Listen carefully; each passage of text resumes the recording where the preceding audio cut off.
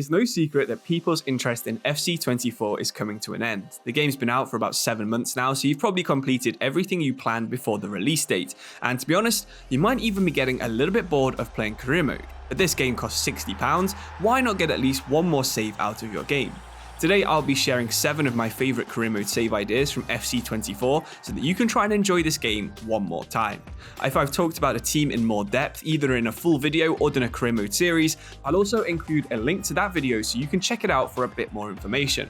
We'll be looking at teams from different leagues, nations and ratings, so I'm sure you'll find at least one save that you think's interesting in today's video. So let's get started, and we're going to start in one of my favourite leagues, the MLS. Philadelphia Union have been around for about 15 years now, and in my opinion, they're one of the most interesting teams in this league. Philadelphia might have only won a single trophy, which was the 2020 COVID Cup, but they are slowly cementing themselves as a top 5 team. The most impressive part about this club is definitely the academy. They have produced some top MLS talents like Andre Blake, Brendan Aronson, Mark McKenzie and Aaron Trusty, and with the academy also being one of the best parts of career mode, I think this makes Philadelphia one of the best teams in the MLS to do a save with. In the past year, I've made a couple of videos on how to recreate the MLS's rules, so have a quick search of my channel if you're interested in that part of the save. Having a set of rules to force yourself into a salary cap, or making a young player draft every season, or giving yourself squad limits, it will make your save tougher, and I think that always makes saves a little bit better. Don't get me wrong, the quality in the MLS isn't absolutely amazing. I also enjoy saves with similar level teams from like Poland and Norway, but the fact that you can randomly face someone like Lorenzo Insigne or Xherdan Shaqiri in one game, but then in the next match be playing against Messi and Luis Suarez is undeniably a very fun experience. If you've never done an MLS save before, now is definitely the perfect time. While the MLS is pretty fun, I think it's even more fun to do this next save, because if Bayer Leverkusen completes an unbeaten season in all 3 competitions this year, I think it could be the most impressive achievement in football. After 28 games, they've won 24 and drawn 4, so with the club still in the German Cup and the Europa League, it really could happen, and I think that should be your goal in your next career mode save. In real life, the Leverkusen Academy is almost as good as FIFA makes every single career mode academy out to be. In recent years, Leroy Sané, Kai Havertz, Florian Wirtz and Malik Thiaw all came through, while Dominic Hoare, Kevin Campbell and Benjamin Heinrichs all played for their national teams in the past 20 years.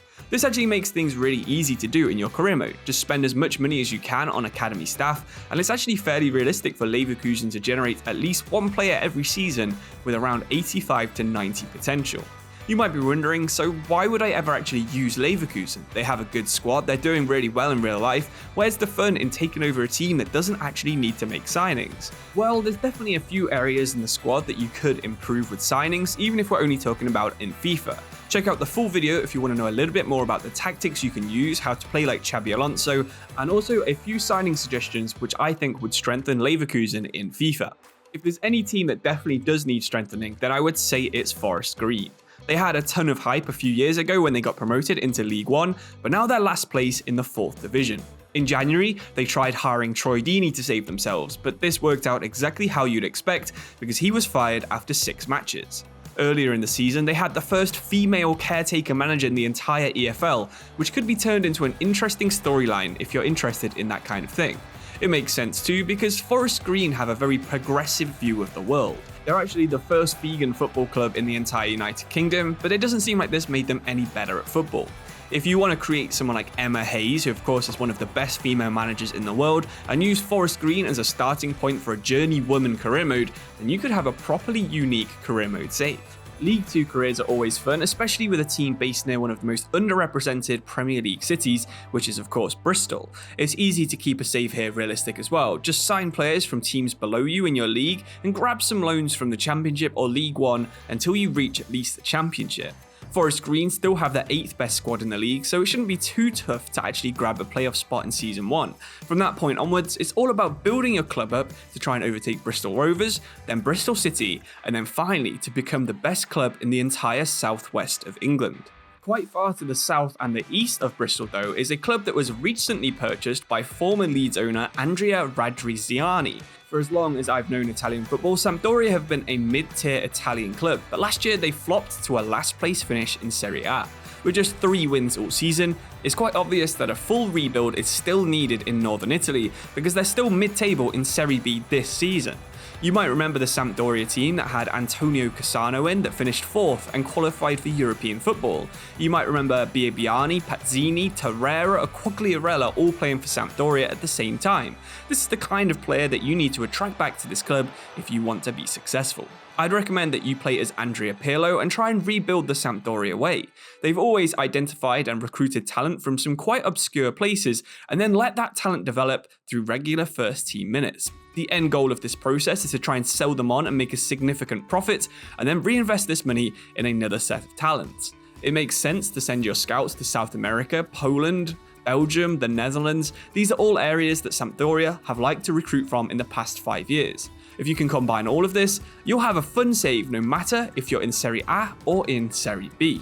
I can personally vouch that this next save is one of the most fun ones that I've done, and you can actually watch me play it because I only uploaded it last month. In France, Stade de Rennes are one of the most legendary clubs there are. In 1949, 1953 and 1955, they would win 3 French league titles before reaching the first ever Champions League final, which they lost 4-3 to Madrid. Just a couple of years later, they lost again to Madrid in the 1959 final as well. But now they have 6 French league titles, 4 Super Cups and 2 French Cups, but since 1970, they've only won a single trophy, and that was the 2nd division. The history is almost unmatched at a club in France, and that's why I think Rennes are probably one of the most underrated fallen giant rebuilds you can do in FIFA. If we go back to the present day, then the Stade de Rennes team also has the potential to become a huge dominant giant in French football again. I can say that Nakamura, Darami and Ito are all very interesting and usable as a front 3, and it's also a good marker for the kind of players that Rennes like to sign. They had 12 different nations in their squad to start off with. By the end of the save, I had around 15 to 20, and I recommend you do something similar because a lot of your highest potential players, including Agbadou, Diakite and Richardson, are from nations that you probably wouldn't have usually signed a player from. With an academy that produced 8 of the French squad for the 1958 World Cup, it's not unrealistic to also lean heavily into youth scouting. I didn't do this in my save, but Reims have produced some truly elite players, including Just Fontaine, who scored 13 goals at the 1958 World Cup finals.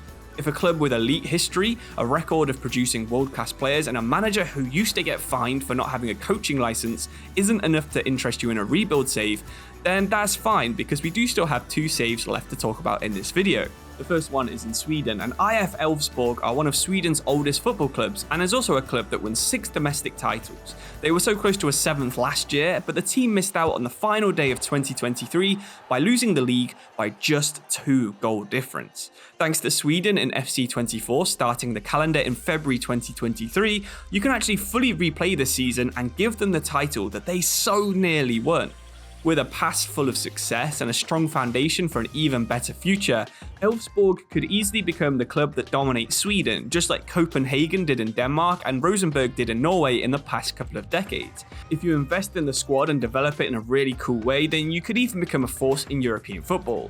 I'd say it would be very tough to get to the Champions League semi-finals, but quarter-final appearances here and there aren't actually beyond possibility, because it does take a surprisingly small amount of effort to improve any of the Scandinavian leagues to be better than the Portuguese and Dutch leagues when it comes to player quality.